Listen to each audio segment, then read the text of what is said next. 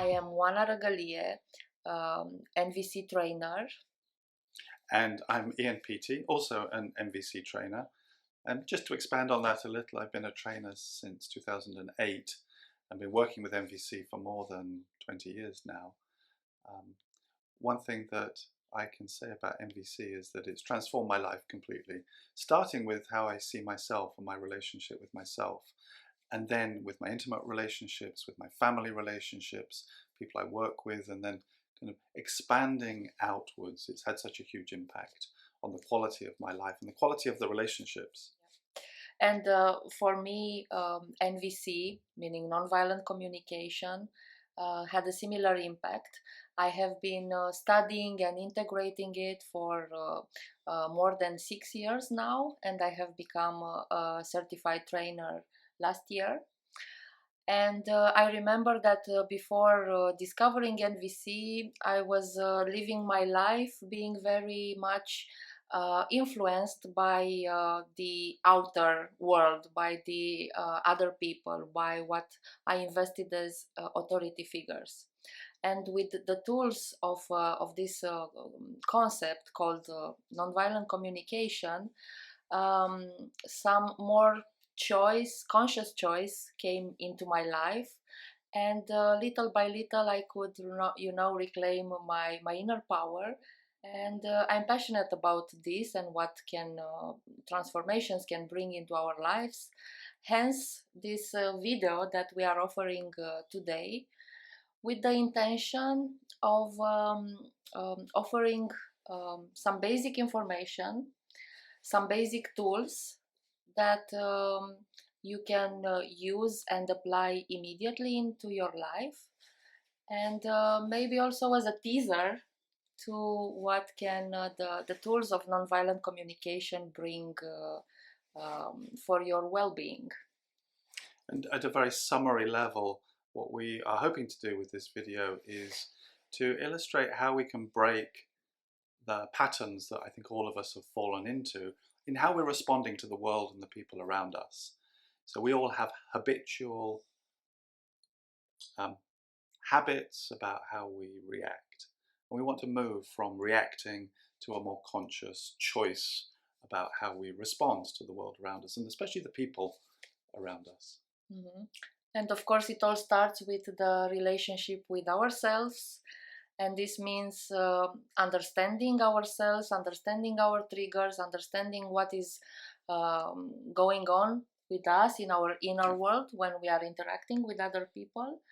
And from what space from within do I interact with other people or respond to challenges or triggers or stimuli. And this is what we are going to cover in this video.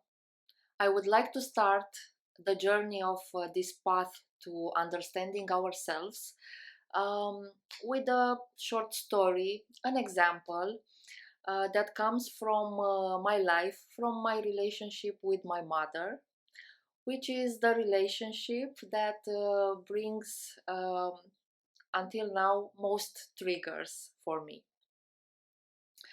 So as I was living in another city than my mother, some time ago when she came to visit, after she just entered our house, one of the first things that she told me was a remark about my hair.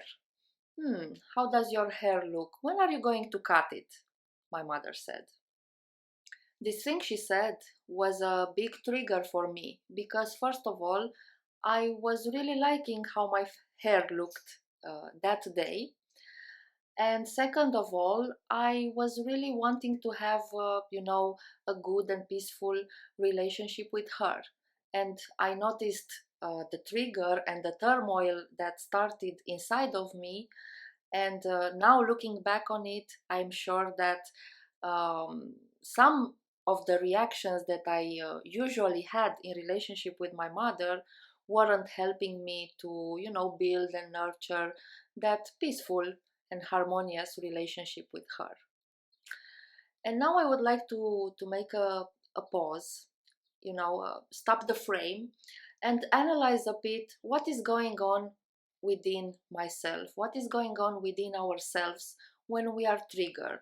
When something from outside of us, somebody says or does something that we don't like, and we have the tendency to, to react. There are 4 types of automated reactions that we are used to have, which come actually from our brain's training and capacity and wonderful ability to keep us alive, to keep us to survive as a human being. And these are fight, flight, freeze, and there's a fourth one, fawn. So when I'm hearing or seeing something from the outside and my brain perceives that it might be a danger, and not that kind of danger that we used to have when we were cavemen, when somebody or a beast was attacking us, but these kinds of danger, like when my mother doesn't appreciate me, doesn't give me the attention, doesn't love me, this is also a perceived danger for my brain. So then I can either, fight, and this means having a reaction to what she said. Oh my God, you are always criticizing me. Why don't you mind your own business? This would be an reaction out of fight. I attack her back because I perceive an attack from her, so I attack her back. The other reactions would be flight, like I'm getting out of there, or freeze, I'm, don't know what to do. And this both mean that, I'm kind of shutting myself into my own world. And maybe from here, I'm defending, oh yes, mother, you are right, I will do this, I didn't have time. Or maybe I'm not saying anything, like I'm freezing, but inside of me for sure there is a turmoil, and maybe an inner conflict, and maybe some inner judgments that become alive in this situation. And the fourth reaction is called fawn, which means that um, I react by um, putting on a higher level of importance the other people's needs or what they are saying, somehow becoming, like we say, a people pleaser. Yes, mother, you are right. Maybe you can help me with this. I'm sorry that you don't like my hair.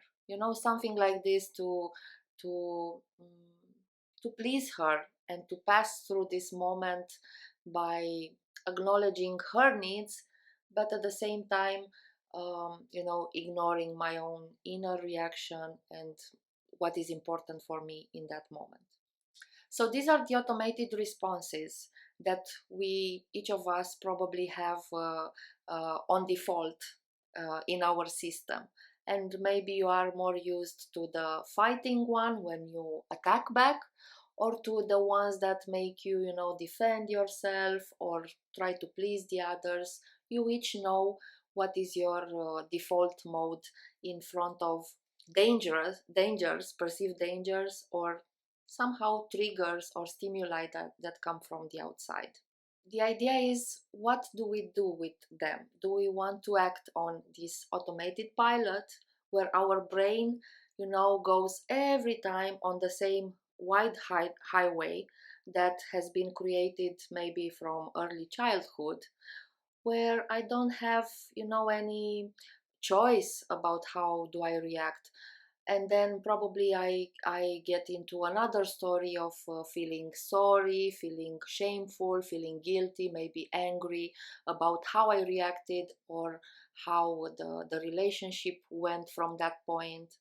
So the idea is that this automated pilot usually doesn't serve me to be good and well with myself, and doesn't serve the kind of relationship that I want to have with my loved ones. For example, as in my example, the peace and harmony I was seeking for with my mother. Now, what my mother told me was the trigger, was the stimulus. Her words stimulated something inside myself. They are not the cause of how I am feeling. And how I was feeling then was, somehow surprised firstly, but also confused and sad and hopeless, in the sense, I really wish that I had a better first interaction with my mother after we didn't see each other for such a long time. I'm really hopeless about how she uh, chose to start the conversation with me with this remark about my hair. And at the same time, I was feeling sad because I had the perception that she's not accepting me, that she's always criticizing me, so I wasn't good about myself. Now, when I'm thinking that the other person is the cause of how I'm feeling, you know, I'm feeling sad because of you. I'm feeling hopeless because of you. We are not going to reach anywhere in this relationship because of you.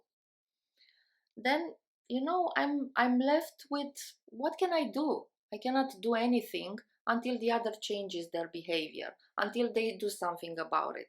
Until then, I'm just here and waiting for a miracle to happen, that my mother would understand what her words how her words are impacting me, and do something about it. That might never happen, or it might happen, but what can I do in the meanwhile? Do I just stay here and wait for it? Or do I have the power to really, change something, and do something for my well-being and for my inner world to be in harmony and in peace? Yesterday, I was having a conversation with a woman who is over 70 years old, who was very sad and hopeless because in relationship with her daughter's family, they had a fight, they had a conflict, and she was saying, they are not letting me live my life, they are not letting me take care of my needs and of what's important for me, they are not even letting me rest. So she was helping her daughter and her family with taking care of the kids, taking care of the house, living in the same household together. And she was taking care of all the chores around the house and the kids. And she had enough of it. And she was, telling me, my daughter should know how this is for me and should let me, go and rest, or go for a massage, or go for a walk, or even appreciate all the sacrifices I'm doing for her and for her family, and that I've been doing for a long time. So you see, this is the kind of example that sadly illustrates how we are putting the responsibility for our own well-being into the hands of the other, of our loved ones. It's like, until my daughter doesn't acknowledge that my work for her is to be appreciated and to feel gratitude for, and that I'm a human being with my own needs of rest, relaxation, self-care, and my own life, to live my own life, I'm just here and I cannot do anything about it. This is when I see what the other is doing or not doing as the cause of what I'm feeling, whereas what the other is doing or not doing or saying is just the trigger, is the stimulus. And in order to have even more clarity, I want you to imagine one morning you are living in a very crowded city, such as Bucharest. The traffic during weekdays is the same every day, very, very busy, especially at 7:30, 8 o'clock in the morning. So let's imagine that one day you woke up late, the kids aren't ready to go to school or to kindergarten, you have to negotiate with them and convince them to get dressed and get ready, and maybe you have a meeting in the office later that you are not very excited about. Now, all these things that happen in your morning, and then you go out in the traffic and you feel irritated, frustrated. It's like everyone is in the street at the same time. It's like everyone is doing something to make you, be late and be even more irritated and angrier. And then there's another morning, the traffic is the same in the city, and you wake up in a good state, on time. Your kids are cooperating, they are ready before you know it, and you have a good breakfast, and maybe you have a good day ahead of yourself. And maybe you have a nice conversation with your partner in the car, or you enjoy listening to the music on the radio, and the traffic is the same. You go out there and you feel like, hey, what a nice day to be in a traffic jam. I can listen to this podcast or radio show or this music. I can play something with my kid while we are in the car. What is the difference between these two scenarios? When you are um, in the same stimulus, the traffic, which is very, very busy at 7:30 or 8 o'clock in the morning. What is the difference between these two scenarios? Is how you are within yourself, right? How you are with your inner world. One morning you are down, one morning you are up, just to use these broad labels.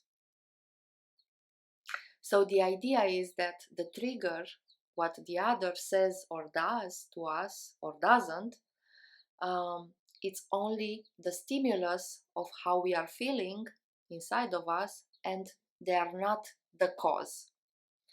And when we change the perspective from this to, hey, it's just a trigger that is showing us that something inside of me uh, needs attention and care now, you will see that little by little, you have the responsibility to take care of what is important for you in that moment, but you also reclaim your inner power because you can do something about it right then and there, and you don't depend on somebody on the outside to change their behaviors, to do or stop doing something.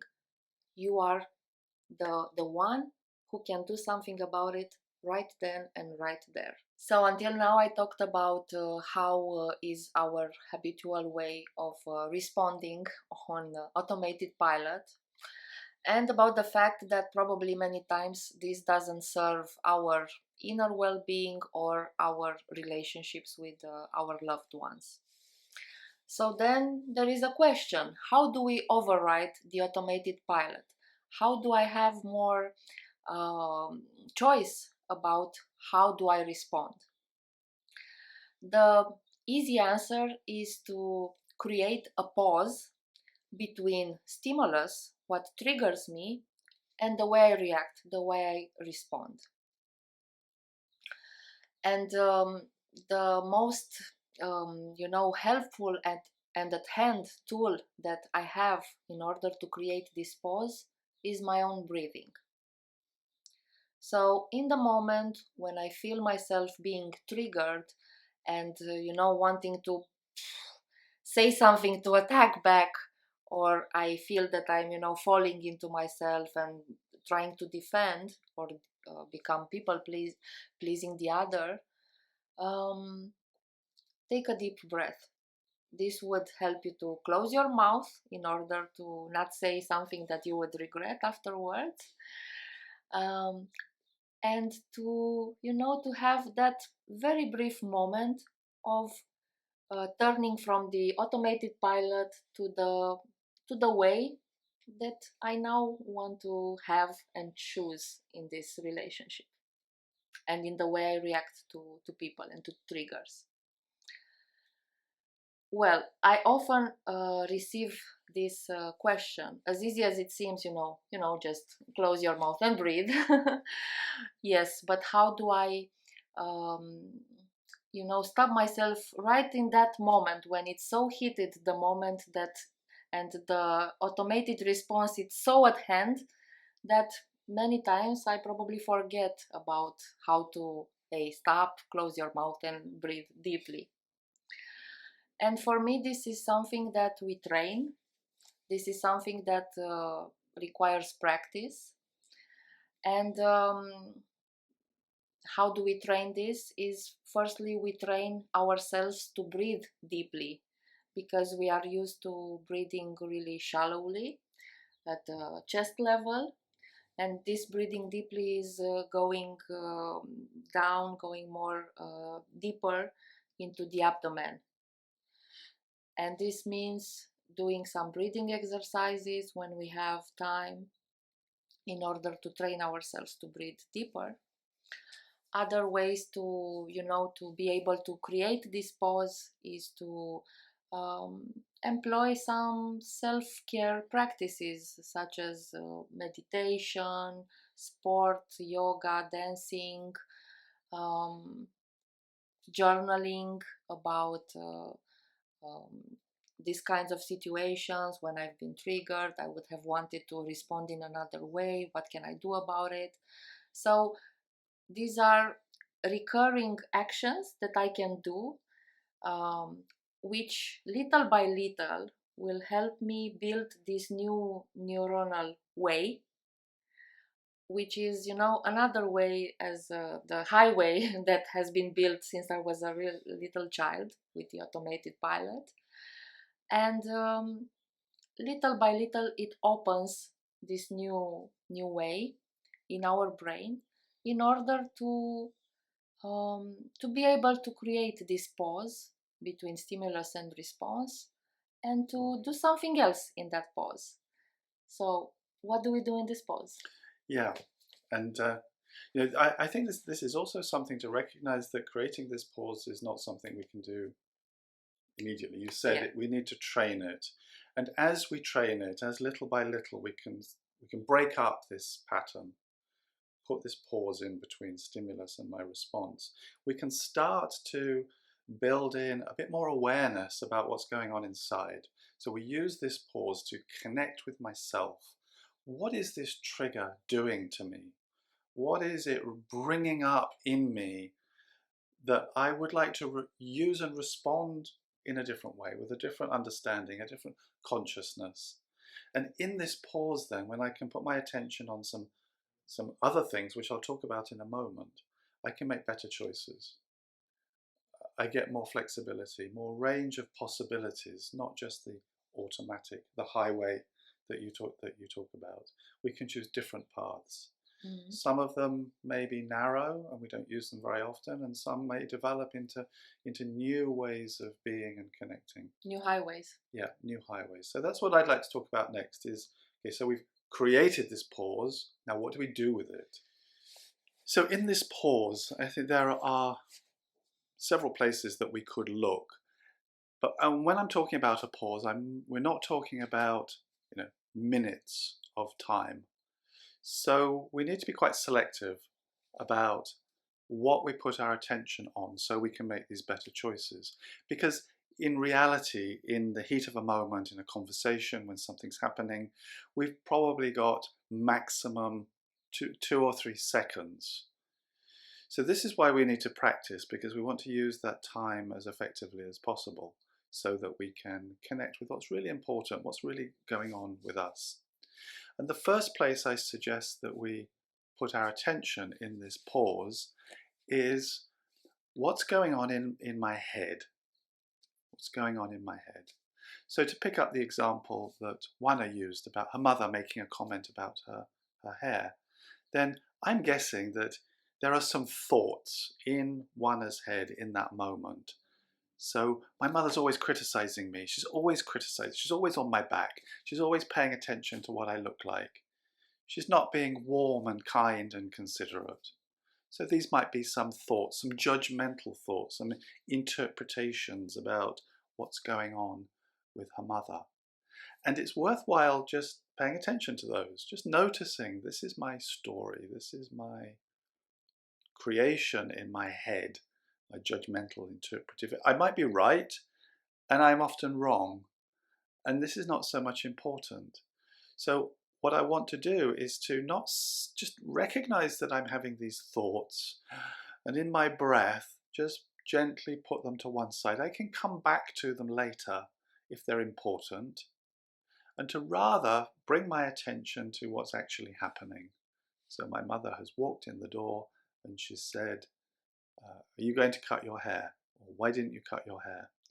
So this comment about cutting hair is quite relevant to me as well. I remember when I first shaved my head, I had something very similar from my mother, and she lives in a different country, so I also don't see her very often. Um, and what I want to do is not, as I say, just recognize that I have some judgmental thoughts, but more focus on what's actually happened. So my mother said, "What have you done with your hair?" That's it. Out of that, I've created a lot of assumptions, interpretations, judgments. So this is where I want to, this highway that I want to focus on, this track, is what's actually happened, free of any of my embellishments, my judgments and interpretations, evaluations. It is simply, this is what's happened. I can't change it. This is what happened. I don't have a time machine. I can't go back and change it. What I can do is decide how I want to respond to it. And I'm much more likely to respond clearly and from a place of power when I'm responding to what's actually happened rather than my thoughts about it. The second place I want to put some attention is my emotional reaction. When I'm in reactive mode, so without this pause, then I'm likely to be in one of two positions. Either I act out from that emotion. So let's say when my mother says that, I have a flash of anger.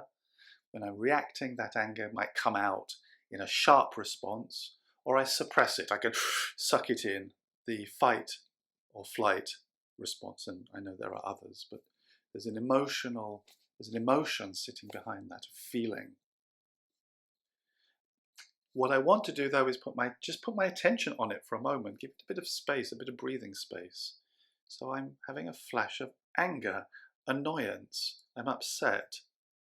So I want, if I can name my feeling, when I first do this, I might not be really clear. If I'm not used to inhabiting my emotional world, if I'm used to either just getting it out or suppressing it, maybe I don't have the vocabulary. I don't often know. I know that it doesn't feel good, but I can't put a name to it.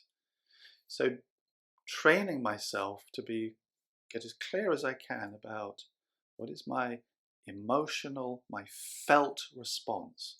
And it might be an emotion, I might recognize it there. I know anger, disappointment, frustration. I know what that feels like. Or it could be a bodily sensation.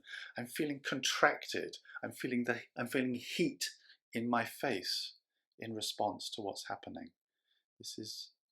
And what I can then do is when I recognize my feeling, and with training we can do this really quickly. This is not like half an hour of analysis. This is in the split second as I get practiced with it. I recognize this feeling.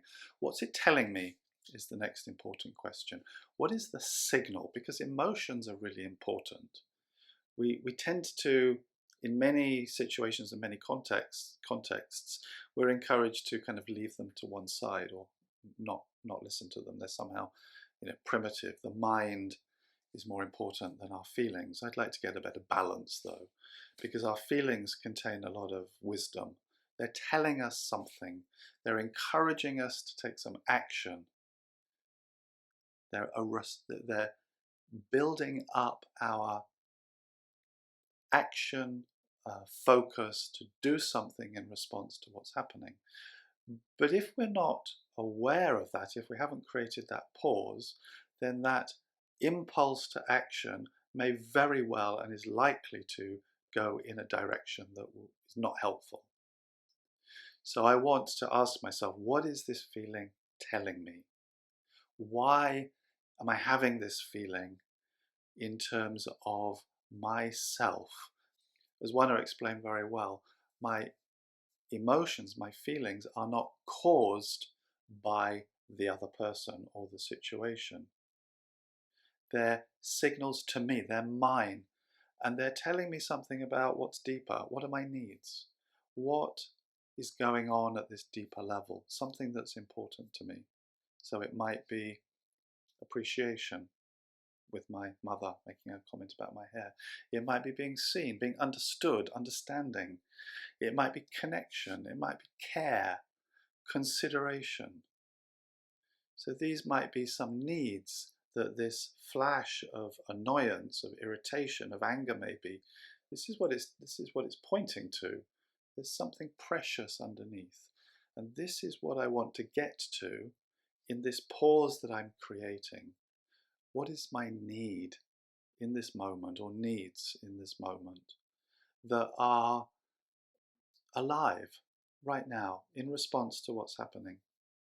But it's not my mother causing me to feel this way. She is clearly involved, but it's me. This is within my boundary. This is my need. So this is the third place where we can put our attention, is what is this very precious need that is being communicated to me through an emotional response and through a judgmental response. I can get to it by focusing on the observation, what's actually happened, the quote, the action, the feeling. It's helping me just fine tune. Okay, and now I'm at the need. So this is mainly what I want to use this pause for, is getting this inner understanding. Now from here, from identifying the need, then I can turn back outwards. What do I want to happen? When I'm in reactive mode, often my impulse when something is happening that I don't like is just to stop it, is to shut my mother up. Maybe I'll do that by making her feel guilty, or maybe I'll do that with aggression, or maybe I will just avoid it and hope it goes away with a freeze or an escape response. But I want to take more responsibility for my needs. So in this pause that I've created, I can also ask myself, what do I want to happen now? I know the need. What is my request to the other person? What would I like to ask them? In a reactive mode, I make a demand. There's some force in it. But in this more aware, conscious place, I can bring a different kind of energy, which is more like an invitation. I would like something from my mother. Maybe I would like to hear, where does this come from? Where does this comment come from? Could you tell me more about what's behind that comment about my hair? I might ask a question. Or I may ask her to do something differently. Could you not make comments about my physical appearance? So with this space that I create, I get more in touch with what's really going on with me, and then I can reach out with a gentler energy, with a more inviting energy, with an energy where I want to connect with the other person. So I'm also taking care of myself and the other. So one thing I've noticed that's been really interesting for me in creating this pause, in training myself to create this pause and to connect with my need, is that when I've got this need clear, a whole range of possibilities or strategies, we could call them, open up, that where this need does get met. So Juana, I'm wondering, with this example that you used about your mother, what are you kind of connected to what the need is? The main one? Yes. So my main need was one of acceptance, because I connected with this deep feeling of sadness and hopelessness in that situation. And I realized that I would really enjoy having more acceptance between myself and my mother, and to perceive this in interactions with her. And I'm curious, because I'm assuming that you have other interactions with your mother. Are there some things that she does or says that do give you this need of acceptance, or meet this need of acceptance? Yes. Now that you ask me that, yes, I can have a broader look on the relationship, and actually look for the ways that she's supporting me and helping me to uh, do something else that she was used to me doing. And I'm speaking here in terms of career, because I left my career in banking 7 years ago, and to pursue this becoming a trainer and a therapist. And this is not easy for my mother to understand or to accept. But now that you point out this, I can see that she's actually doing things that support me, that actually can translate into acceptance of my new way of being and of my new path that I chose for my life. And it's a wider and higher perspective than this comment about the hair. So even with this one person, this need is met in other ways. And Yes. So putting in the context of this was a one situation when it wasn't met, but then it's kind of softer, I'm guessing, if you kind of look at other ways. And then of course there are other people in your life who I'm guessing give you acceptance as well. So yes, when we look at strategies, we're really then broadening out into all kinds of possibilities. I'm curious what happened with the situation. What did you do with your mother? Yes. So in that moment, because I realized that I might say something that I wouldn't like, to start our weekend together, I just kept my mouth shut. But it wasn't out of that flight or freeze. It was a conscious choice that whatever am I going to say now, it's not going to serve the relationship that I want to nurture in these 2 days together. So there was a lot of clarity about your intention in that moment. It wasn't automatic. It was, okay, the best thing for me to do right now is not to say anything and just be with it and allow it to be. So there was kind of creating this pause. Creating this pause gave me, hey, remember, you have an intention with this relationship, brought me back to and again I say this higher place where I can look upon this relationship, which really matters to me. It's like kind of choosing your battles. Do I want to fight in each battle and be right and be seen, or have my truth conquer, or do I just say, hey, does this help now? And probably the most helpful thing is to shut my mouth right now and to process the pain that is triggered within me, because the relationship is not only this interaction, it's not only this weekend, it's a longer term when we have possibilities over and over to do something else. And to be there with each other. But it all starts with ourselves and with our inner world. So maybe to summarize very quickly, is we're looking to move from a reactive mode where we're responding without creating any consciousness. It's an automatic response, which might be freeze, flight, fight, fawn. There's a number of, and you probably recognize some of these for yourself, where there is no conscious choice. We're not really serving the relationship, and often we might even be harming ourselves or the relationship. And then moving from there to creating a pause. With practice, we can create a pause of a couple of seconds in which we can focus on what's actually happened, free of any judgments. We can look at what our emotional response is and what is that telling us about our needs. Then connecting with our needs, we can reach out or choose not to reach out, but we're doing it out of a choice that is from a place of wanting to serve life, ourselves, our relationships. I hope this video brings you more clarity and some inspiration about, another perspective that you can have upon yourself, what is going on within you, and how you react or interact in your relationships.